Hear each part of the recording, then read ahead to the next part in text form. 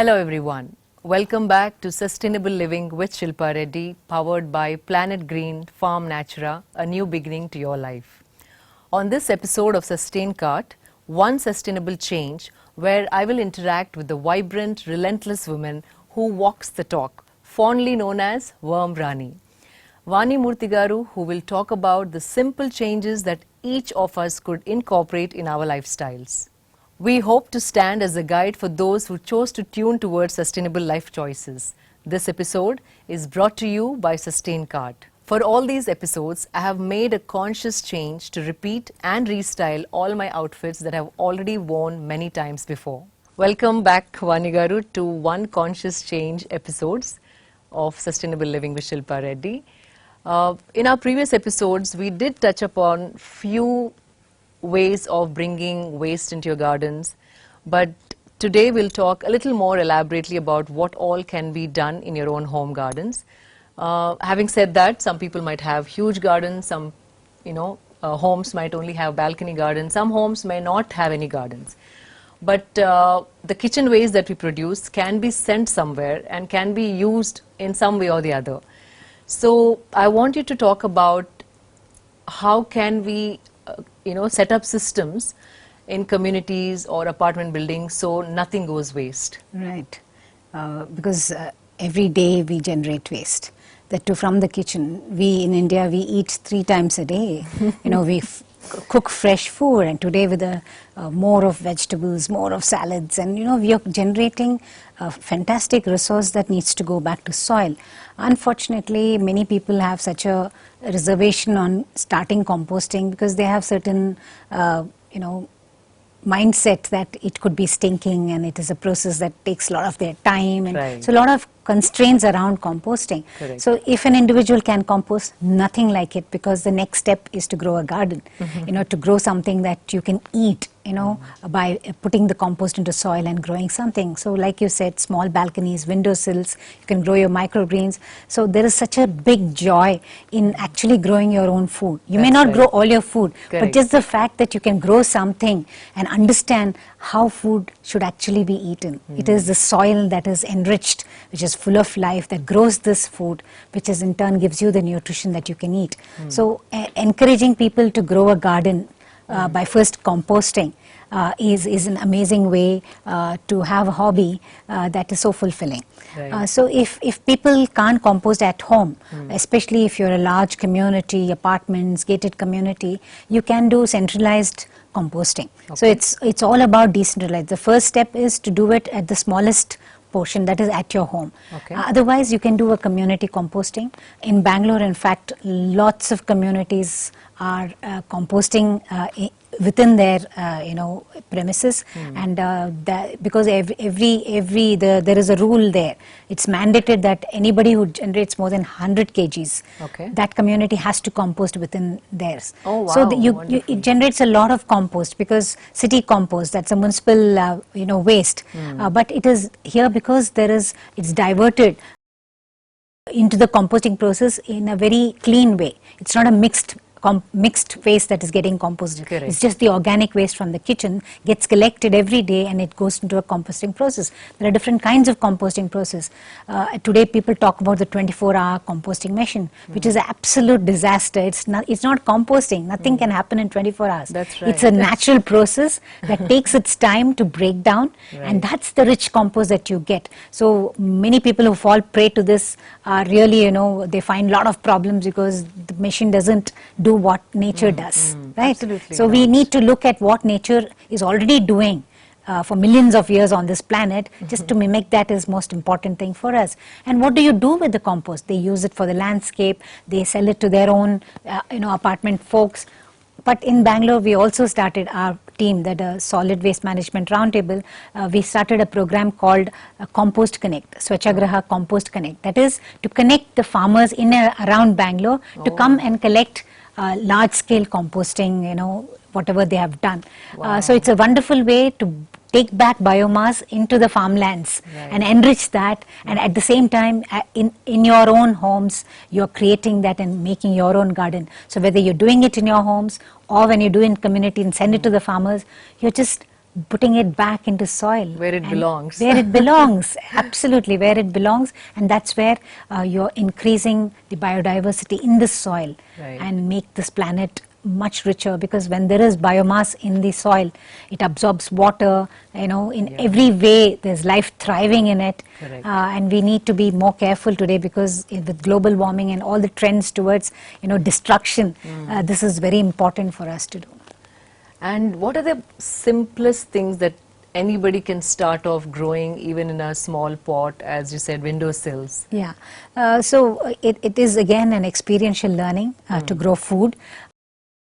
It's so wonderful to even involve children in it, because if a child has a tomato plant that he has nurtured, and when the tomato comes, he feels it belongs to him, and he enjoys the fruit of his labor. That's what we need to encourage also. So you can start off small. It doesn't matter. You don't have to learn a lot about gardening. As you do, it teaches you. You may fail, you may have pest attack, but over a period of time is where you evolve to understand, because I always say there's a hidden farmer in each of us. You just need to, get into it, dive into it, and there you explore a huge universe of, so many things happening around the garden. Yeah, so you can grow right from microgreens. If you have the smallest space, grow microgreens. They are so rich and they are superfood.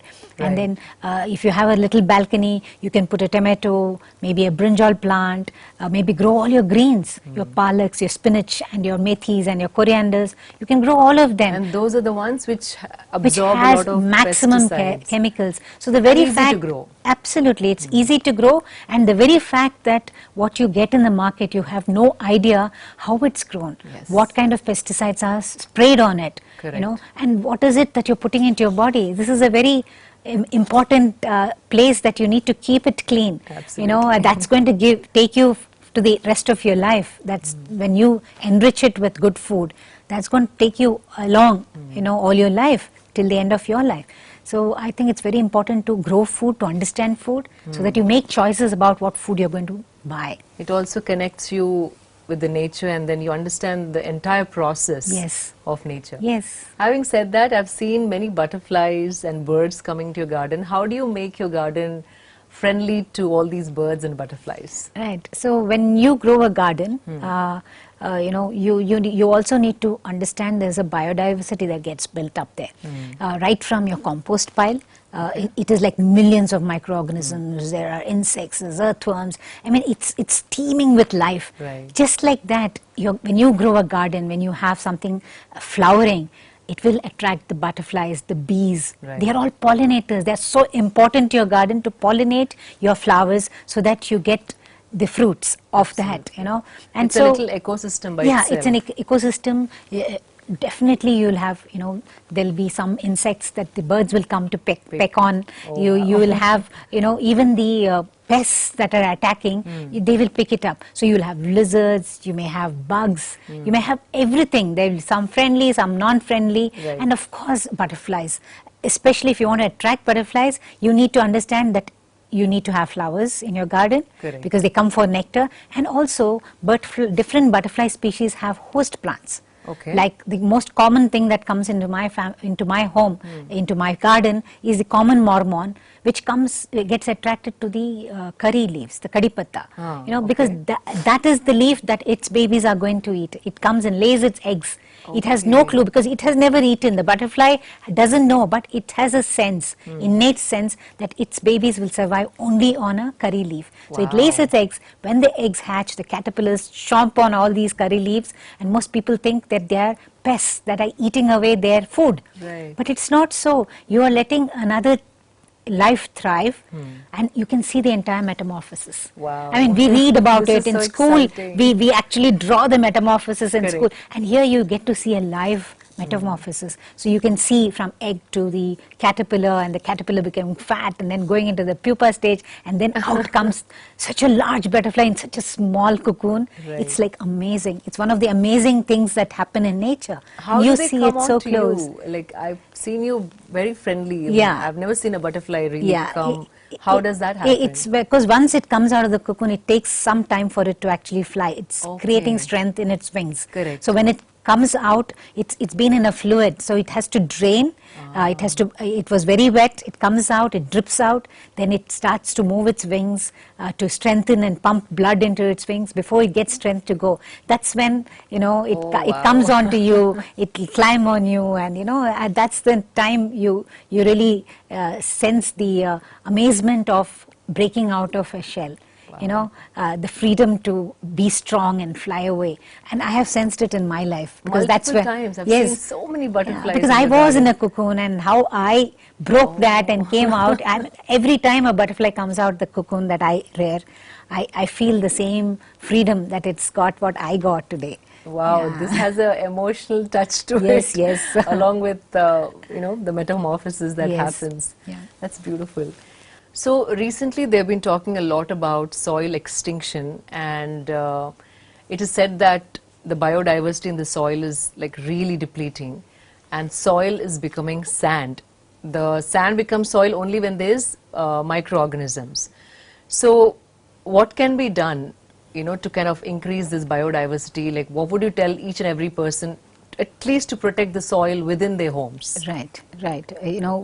Constant usage of chemical fertilizers have killed life in the soil, because instead of putting the biomass, that is the organic matter, what ends up is these harsh chemicals that not just kill the soil, the life in the soil, but it also percolates into the water, into the water table. So it's ended up that it dries up the soil. There is no action of holding water in the soil.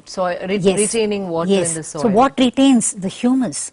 It is the biomass, the dry leaves, all the biomass, that organic waste that needs to go there to build that soil for life to thrive. When there is moisture, when there is food, and where there is constant, you're not digging it up and killing the life, that's where it's preserved. You have to cover the topsoil with either something that's growing and keep that in shade, so that there is life that is thriving under that. You go to a forest, move the forest floor. How does it look? It's teeming with life. Mulch. You see insects, you see all kinds of bugs and everything running around, because it maintains a particular ecology there, that soil. So we can say soil is alive. Yes, it's a living thing. Fully alive. Soil is a living thing. Which nurtures us, we are killing sustains our it. life. Yes. We grow food in soil. The soil is one holds water. Otherwise, you're having flooding. There is water scarcity, because water holding capacity of the soil is gone because there is no biomass. Right. Wow, this is so beautiful. I think it's the need of the hour to talk about soil also. Yes. And it is also said that almost 40% of food production is going to come down in the next 20 years, about 40 to 50 harvests. That's all we have is what scientists are predicting, and this knowledge going out is, I think, is very, very important. Yes. Yeah. Thank you so much for, again, your wonderful wisdom that you throw upon all of us and share your knowledge. Thank you, Shilpa, for giving me the opportunity to talk to you, have this conversation with you, because it's always very enriching to talk to people who are also, on that journey to do their bit. And your passion is so infectious. Thank you again. Thank you. I wish to thank Vani Garu for taking out time and making this episode possible for all of us. Hope you all will implement these simple changes in your gardens. Please do subscribe to my channel. Stay tuned for more updates. See you all next week. Signing off, Shilpa Reddy.